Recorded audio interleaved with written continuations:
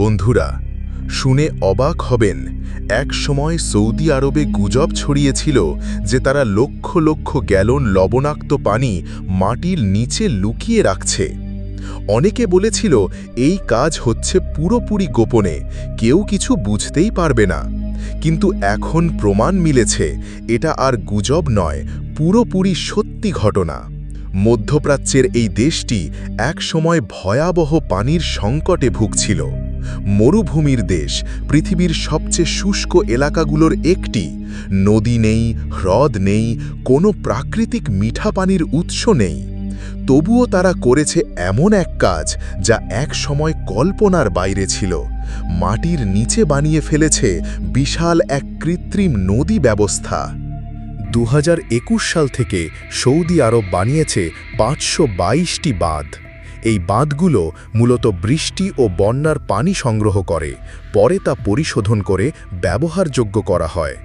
বেশিরভাগ বাঁধ বানানো হয়েছে ওয়াদি বা শুকনো নদী খাতে, যেখানে মাঝে মাঝে অল্প সময়ের জন্য পানি জমে থাকে।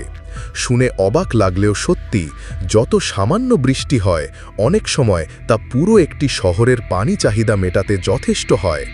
কিন্তু যদি এই পানি খোলা জায়গায় থাকে, মরুভূমির প্রচণ্ড গরমে মুহূর্তের মধ্যে বাষ্প হয়ে উড়ে যাবে। তাই একমাত্র উপায় হল বাঁধে জমিয়ে রাখা। সব বাঁধ মিলিয়ে সৌদি আরবে পানির মোট ধারণ ক্ষমতা প্রায় 650 বিলিয়ন গ্যালন। এর মধ্যে অন্যতম হল আল হৌলি বাঁধ, মক্কা প্রদেশের কায়াত শহর থেকে 14 কিলোমিটার দূরে।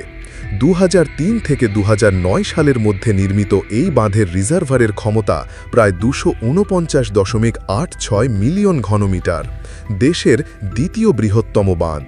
শুধু মক্কা এলাকাতেই আছে 60টি বাঁধ, যেগুলোর মোট ধারণ ক্ষমতা 232 বিলিয়ন গ্যালন পানি। বাঁধগুলো গুরুত্বপূর্ণ হলেও সৌদি আরবের প্রধান পানির উৎস হল ভূগর্ভস্থ জলাধার। জিওলজিক্যাল সার্ভের তথ্য অনুযায়ী মাটির নিচে রয়েছে প্রায় 26 ট্রিলিয়ন গ্যালন পানি। কিন্তু সমস্যাটা হলো, এর মধ্যে প্রতি বছর প্রাকৃতিকভাবে নবায়ন হয় মাত্র 739 বিলিয়ন গ্যালন। বাকি অংশ হলো ফসিল ওয়াটার, যা হাজার হাজার বছর আগে জমে থাকা প্রাচীন পানি। এটা একবার তুলে ফেললে আর কখনো ফিরে আসবে না। আজ এই পানি বিশাল পাম্পিং সিস্টেমের মাধ্যমে সরবরাহ করা হচ্ছে শহরে, কৃষিজমিতে আর শিল্পে। কিন্তু ব্যবহার যত বাড়ছে ততই বিপদ বাড়ছে, কারণ এই ভাণ্ডার একদিন ফুরিয়েও যেতে পারে। প্রাকৃতিক নদী না থাকলেও সৌদি ইঞ্জিনিয়াররা ভেবেছিল তাহলে কৃত্রিম নদী বানানো যায়। এভাবেই তৈরি হয় এক বিশাল পাইপলাইন নেটওয়ার্ক, যা রেড সি আর পারস্য উপসাগর থেকে পানি এনে মরুভূমির গভীরে পৌঁছে দেয়।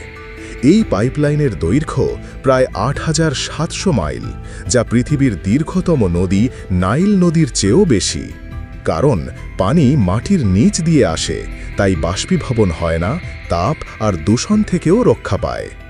আগে এসব পাইপলাইন ছিল অনেকটাই মাটির ওপর, কিন্তু এখন প্রায় পুরোটাই ভূগর্ভে, যাতে পানির গুণমান ঠিক থাকে এবং চাপ নিয়ন্ত্রণে রাখা যায়। নির্মাণের জন্য কাটা হয়েছে পাহাড়, ব্যবহার হয়েছে টানেল বোরিং মেশিন, বিস্ফোরণ আর 2 মিটার চওড়া পাইপ নিখুঁতভাবে বসানো হয়েছে। কিন্তু প্রশ্ন হল, সমুদ্রের পানি তো নোনতা, তাহলে কিভাবে তা পানযোগ্য হল? এর উত্তর ডিসালিনেশন বা লবণ মুক্তকরণ। আজ সৌদি আরব হল বিশ্বের সবচেয়ে বড় ডিসালিনেটেড পানি উৎপাদক দেশ। 1980 সালে হাতে গোনা কয়েকটা প্ল্যান্ট ছিল, কিন্তু 2024 সালের মধ্যে সেই সংখ্যা দাঁড়িয়েছে 43টি। সবচেয়ে বড় উদাহরণ রাস আল খায়ের স্টেশন। এখান থেকে প্রতিদিন উৎপাদিত হয় প্রায় 792 মিলিয়ন গ্যালন মিঠে পানি। এটি হলো বিশ্বের বৃহত্তম ডেসালিনেশন প্ল্যান্ট। অবশ্যই এই প্রক্রিয়া ব্যয়বহুল, প্রচুর জ্বালানি খরচ হয় আর পরিবেশের জন্য চ্যালেঞ্জও তৈরি করে। কিন্তু তবুও সৌদি আরবে টিকে থাকার অন্যতম প্রধান উপায় এটাই। পানির সংকট সামলানোর পাশাপাশি সৌদি আরব শুরু করেছে গ্রিন সৌদি ইনিশিয়েটিভ। লক্ষ্য 10 বিলিয়ন গাছ লাগানো আর দেশের 30% এলাকা বনাঞ্চল হিসেবে সংরক্ষণ করা। মোট 184 মিলিয়ন একর জমি সবুজায়নের আওতায় আনা হচ্ছে। এতে মরুভূমির বিস্তার কমবে, খাদ্য উৎপাদন বাড়বে, বাতাস পরিষ্কার হবে আর শহরের তাপমাত্রাও কমবে। এখন পর্যন্ত কোটি কোটি গাছ লাগানো হয়েছে, যা সৌদি আরবের রূপকেই পাল্টে দিচ্ছে।